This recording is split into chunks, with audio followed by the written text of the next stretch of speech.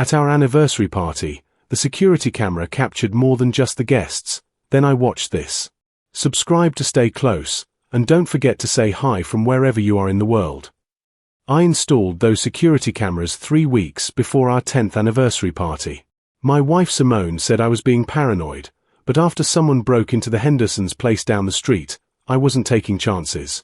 Our Harlem brownstone had been in my family for generations, and I'd be damned if anything happened to it. The night of September 15th started perfectly. Simone looked stunning in that emerald dress, her locks swept up elegantly. She'd spent months planning this party, catering from Marcus's soul food spot on 125th, a jazz quartet, nearly 80 guests.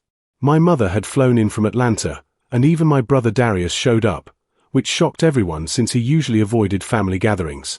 10 years, baby, Simone whispered, kissing my cheek as guests arrived. Can you believe it? I couldn't. 10 years since I'd met her at Howard's homecoming.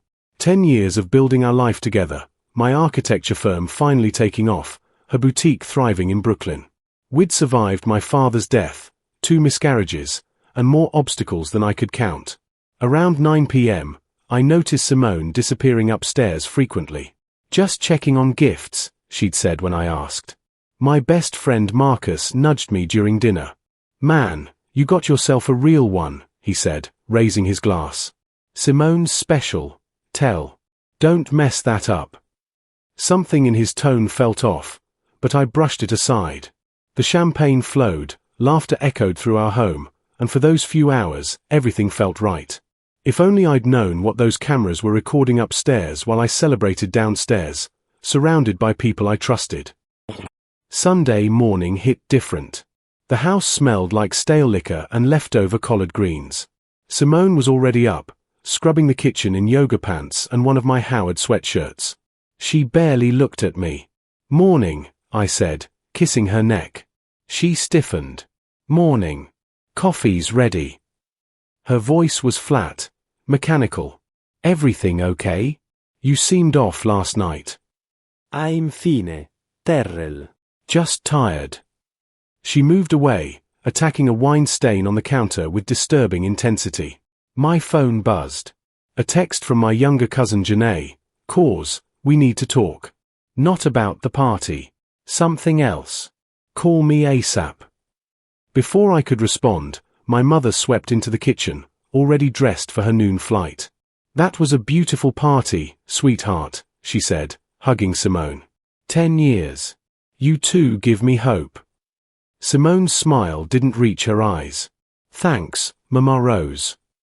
After dropping my mother at JFK, I returned home to silence. Simone had left a note, at the boutique. Back tonight. On a Sunday. Her store was always closed Sundays. I settled into my office, deciding to review the security footage, just routine checking. The system recorded everything on a 7-day loop before deletion. I started with Friday's footage, watching delivery people arrive with rental chairs and tables. Then I moved to Saturday. The party footage showed exactly what I remembered: guests arriving, laughter, dancing. I fast-forwarded through hours of normalcy until something caught my eye. Timestamp, 9:47 p.m. Simone walking upstairs. Followed 30 seconds later by someone else. My brother Darius. My hands trembled as I rewound the footage. There it was again, Simone ascending the stairs during her gift-checking excuse, then Darius following, glancing around before disappearing down the same hallway. Our bedroom hallway. I switched to the upstairs camera feed, my heart hammering against my ribs. The hallway camera showed them entering the guest bedroom, my old childhood room that we'd converted into storage. The door closed. Timestamp, 9:48 p.m. The door didn't open again until 10:23 p.m. 35 minutes. No, he whispered. No, no, no. Simone emerged first, adjusting her dress, hair slightly disheveled. Darius followed 2 minutes later, fixing his collar, that smug expression I'd known since childhood plastered across his face. They didn't speak. Didn't look at each other. Just separated like practiced criminals. I sat there, frozen, staring at the frozen frame of my wife and brother. 10 years. 10 goddamn years, and this is what I got? My phone rang. Janae. Cause, don't hang up, she started immediately. I saw something last night. At the party. I wasn't sure if I should tell you, but... What did you see? My voice sounded hollow, distant. Darius and Simone. Upstairs. I went looking for the bathroom and saw them coming out of a room together. Separately, but... Something felt wrong. The way they avoided looking at each other. I know that look. Janae had caught her ex-husband cheating 3 years ago. She knew the signs. I have it on camera, I said quietly. Silence. Then, oh, I'm so sorry. I didn't sleep that night. Instead, I went through every second of footage from the past week, discovering a pattern that made my stomach turn. Wednesday afternoon, while I was at a site inspection in Jersey, Darius's car appeared in my driveway. He stayed for 3 hours. Thursday evening, while I was supposedly at my weekly basketball game with Marcus, Simone texted saying she had a migraine. The cameras showed Darius arriving 20 minutes after I left. They'd spent the evening in my living room, drinking my scotch, laughing. Friday morning, before the party set up, another visit. 1 hour. I documented everything, screenshots, timestamps, license plate confirmations. My architecture training kicked in. Gather evidence, build your case, leave no room for doubt. Marcus called at 2 a.m. Man, you still up?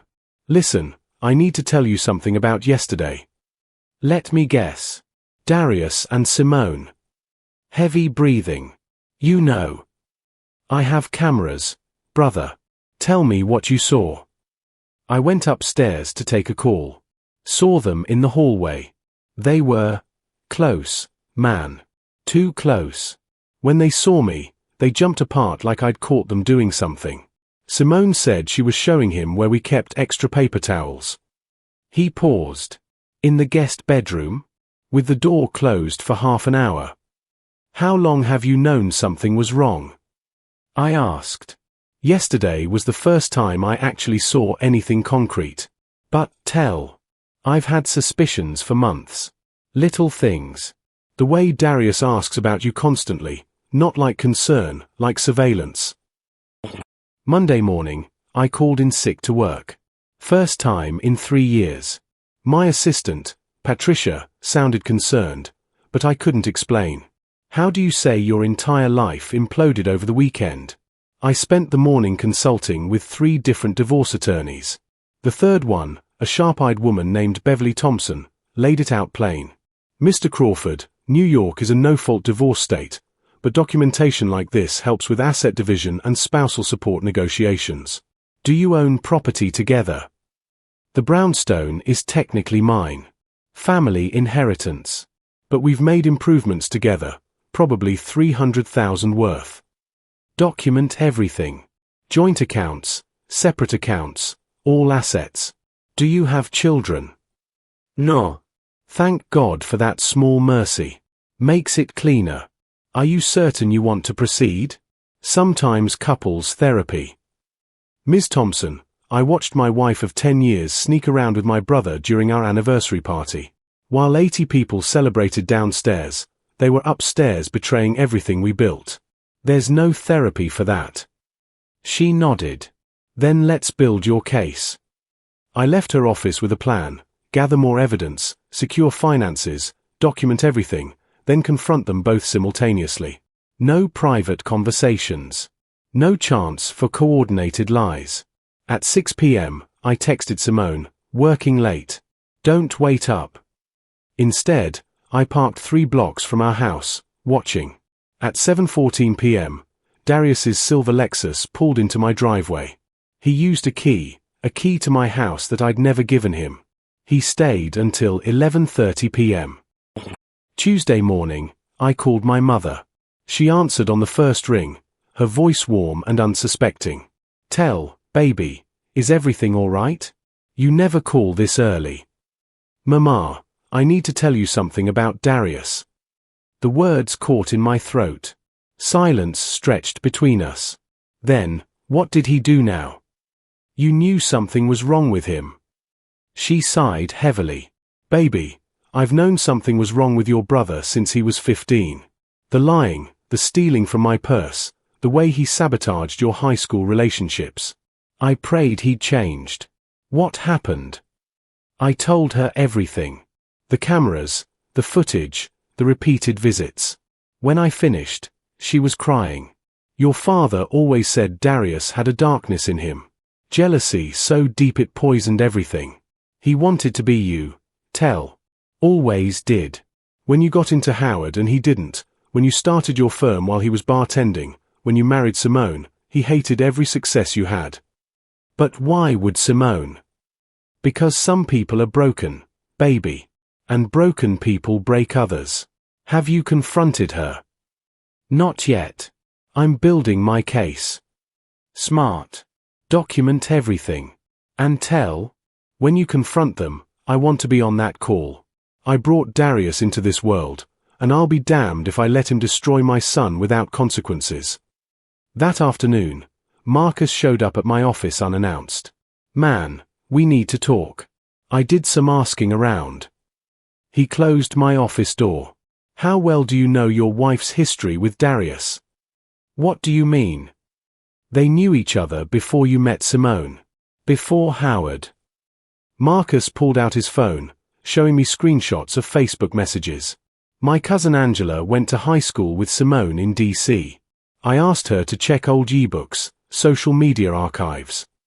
There, in a 2012 photo from some house party, stood Simone and Darius. Together. Her arm around his waist, his hand on her hip. The caption read, Summer Vibes with BAE. My world tilted. This was a year before I met her. There's more. Marcus swiped to another screenshot. Angela found their relationship timeline. They dated for 8 months before Darius apparently cheated on her with 2 different women. Simone left him. Moved to Atlanta for college. Then transferred to Howard sophomore year. Where I met her at homecoming. She told me she'd just transferred, was looking for friends. The memory felt contaminated now. Did she know Darius was your brother when you started dating? I thought back to our early dates, trying to remember when family came up. I talked about having a younger brother, but, God, Marcus, I didn't introduce them until we'd been together 6 months. She acted like she'd never seen him before. Because she's a liar, Marcus said bluntly. Think about it. What are the odds she randomly meets you at Howard, falls in love, then discovers later you're the brother of her ex? She knew. Tell. She always knew. My phone buzzed. Simone, can you come home early? We need to talk. Don't go yet, Marcus warned. You're not ready. Get your emotions under control first. Make her wait. Make them both sweat. I texted back, stuck in meetings until 8. What's wrong? Nothing urgent.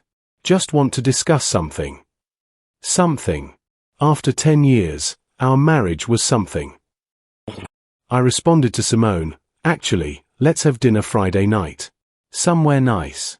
We can talk then. Her reply came quickly, that works. Love you. Love you too, I typed, each word tasting like ash. I spent Wednesday and Thursday preparing.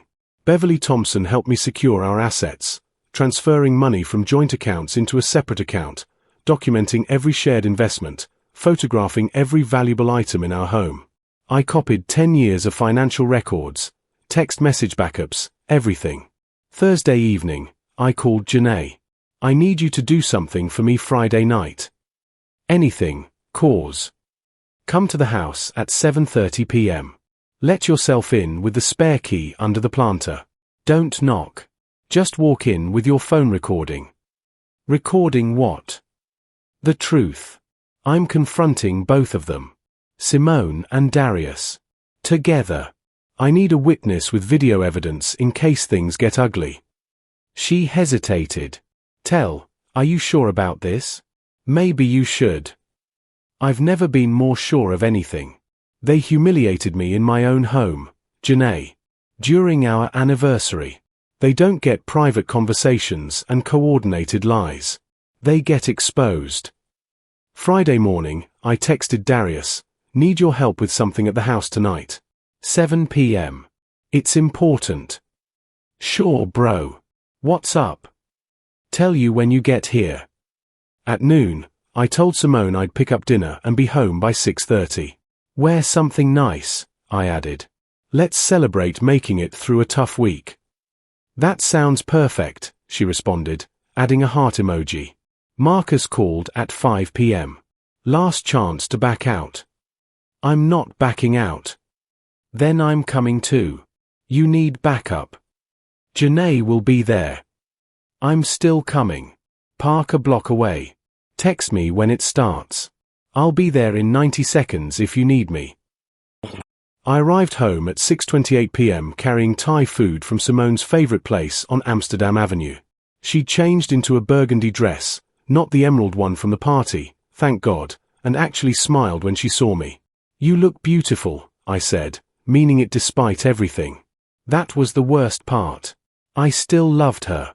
Or loved who I thought she was. "You okay?" she asked, studying my face. "You seem tense." "Long week. Let's eat." We sat at our dining table, the one we'd picked out together at that artisan shop in Williamsburg 3 years ago, making small talk about her boutique, my current project designing a community center in Bed-Stuy. She laughed at something I said about my difficult client. Real laughter, like nothing was wrong. At 6:58, my phone buzzed. "Darius, pulling up now." I stood. "Before we eat, there's something I need to show you." Simone's smile faltered. "What is it?" The doorbell rang. That's part of it. I walked to the door, opening it to reveal Darius, confused and wary. "Hey, man. What's this about? Why's Simone here?" He played it perfectly, the confused little brother showing up to help. Come in. "Both of you, living room. Now." Something in my voice made them obey. They sat on opposite ends of the couch, not looking at each other. Amateur mistake. I stood in front of the television, remote in hand. For our anniversary, I installed security cameras. Top of the line. Motion activated. They record everything. Simone's face went pale. Darius shifted uncomfortably. "You said you were worried about break-ins," Simone whispered. I was. Turns out, I should have been worried about who I let inside. I pressed play. The footage played on our 65-inch screen in devastating clarity. First, the party footage, Simone going upstairs, Darius following. The timestamp burning in the corner, 9:47 p.m., September 15th. Then the hallway camera showing them entering the guest bedroom. "Tell," Simone started. "Don't. We're not done." I fast-forwarded to them exiting 35 minutes later, their guilty body language unmistakable. Then I played Wednesday's footage. Darius arriving at 2:34 p.m., leaving at 5:19. Thursday's visit. Friday morning. The evidence mounted, irrefutable and devastating. "How long?" I asked, my voice surprisingly steady. "How long have you been screwing my brother in my house?" "It's not what you think," Simone said, crying now. "It just happened. We didn't mean." "Don't insult me with clichés." "How long?" Darius stood up. "Man, listen." "Sit down." The authority in my voice surprised even me. Saturday. Just then, the door opened. Janae walked in, phone recording, with Marcus right behind her. "What the hell is this?" Darius demanded. "This is your reckoning," I said. "Janae, Marcus, thank you for being here. I need witnesses for what's about to happen." Simone looked between us, trapped. "Please, can we talk about this privately?" "Like you and Darius talked privately? In my bed? In my house? During my anniversary party?" Each word landed like a punch. No more privacy. No more lies. The truth. Now. Or I play the rest of this footage for your parents, your friends, everyone at your boutique. Choose. She crumbled. 6 months. It started 6 months ago. But Darius shook his head. No. Tell him the truth, Simone. All of it. Darius, please. Tell him, or I will. Darius stood, pacing like a caged animal. You want the truth, big brother? Here it is. Simone and I dated in 2012. Loved her more than anything. Then I messed up, cheated, and she left. Broke my heart. When she showed up at Howard, I thought it was fate. But she met me, I said slowly, understanding creeping in. She didn't meet you, Tell. She targeted you. I was crying to Mama about losing Simone, showed her pictures. Mama mentioned you'd be at Howard's homecoming, single and successful. I was stupid enough to show Simone your photo, thinking she'd be happy I came from a good family. Simone was sobbing, mascara streaming down her face. 2 weeks later, Darius continued, she's at that same homecoming. Accidentally bumps into you at the alumni mixer. Spills her drink on you. Remember. You thought it was cute. Destiny. The memory shattered like glass. Her red dress, my white shirt, her profuse apologies leading to dinner, then dating, then everything. She used me to get to you. The successful brother. The one with the brownstone and the architecture firm and the bright future. She told me all of this last year when we reconnected at Mama's birthday party. Said she'd chosen the better Crawford but still had feelings for me. You're lying, I said, but my voice lacked conviction. Simone looked up, her face destroyed. It's true. At first, it was revenge. Darius broke my heart, so I wanted to break his by taking what he valued most, his brother's respect, his family position. But Tell, I swear I fell in love with you. The marriage was real. The life we built was real. Until 6 months ago. Until Darius started coming around more. Old feelings resurfaced. I tried to stop it. I did. But you're weak, Janae interjected coldly. Both of you. Marcus stepped forward. Man, you need to hear something else. That brownstone? Your family home? Darius tried to contest your father's will last year. Said the house should have been split between you both. His lawyer laughed him out of the office because your father's will was ironclad, everything to you because Darius had stolen 30,000 from him over 5 years. What? I looked at Darius, who couldn't meet my eyes. Dad loaned me money for my businesses, Darius said bitterly. They failed. I couldn't pay him back. He called them loans, I called them gifts. We disagreed. He stole from our dying father and wanted to steal your inheritance, Marcus clarified. And when that failed, he stole your wife instead. Or re-stole her. Whatever sick game this is. I sat down, the weight of betrayal crushing my chest. 10 years. 10 years of my life invested in a woman who'd picked me like a target at a shooting range. And my brother, my blood, had helped her destroy everything. Get out, I said quietly. Tell, please. Simone reached for me. Get out. The roar came from somewhere primal. Both of you. Out of my house. Now. This is my home too, Simone said. Legally. Actually, it's not, Beverly Thompson said, walking in behind Marcus. I'd asked her to come at 8 p.m. The brownstone belongs solely to Tell through inheritance. You have no legal claim. And after what I just recorded, yes, I've been filming from the doorway, you'll be lucky if you keep anything from this marriage. Simone's eyes went wild. You can't do this. I built my life here. My boutique, my friends. You built your life on lies. Now live with the consequences. Darius grabbed his keys. Come on, Simone. He's not worth it. That made me laugh. I'm not worth it. I gave you both everything, and you threw it away for what? Revenge? Nostalgia? Lust? They left together, Simone sobbing, Darius defiant. I watched them walk to his car from my window, the same car that had pulled into my driveway dozens of times while I was at work, building a life for a woman who was destroying me from the inside. The next 3 months were brutal. Divorce proceedings, asset division, the humiliation of telling friends and family. My mother stopped speaking to Darius entirely. Simone's boutique lost clients when word spread. Apparently, people don't support businesses run by liars. But something unexpected happened. I started rebuilding. Therapy helped. So did boxing lessons and late nights designing buildings that would outlast any relationship. Marcus became my brother in ways Darius never was.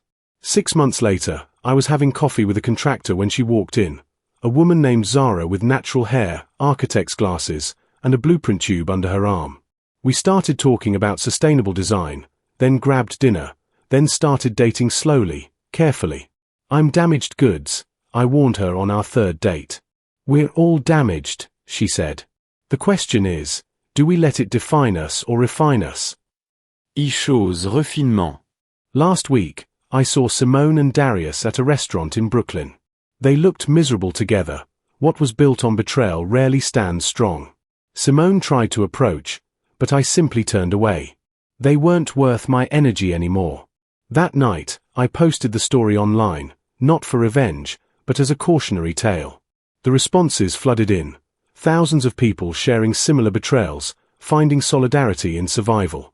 One comment stuck with me: you didn't just dodge a bullet. You dodged a whole firing squad. They were right. Some chapters end in tragedy. But that just means you're free to write a better story. The cameras that captured my betrayal also captured my freedom. And that made all the difference. If you believe loyalty matters and family should mean something, hit that subscribe button. Only people like Darius and Simone won't. Comment loyalty over lies if you know betrayal doesn't define you. And if you can't stand toxic people who manipulate trust, smash that like button. Because people like them count on our silence. Don't give it to them.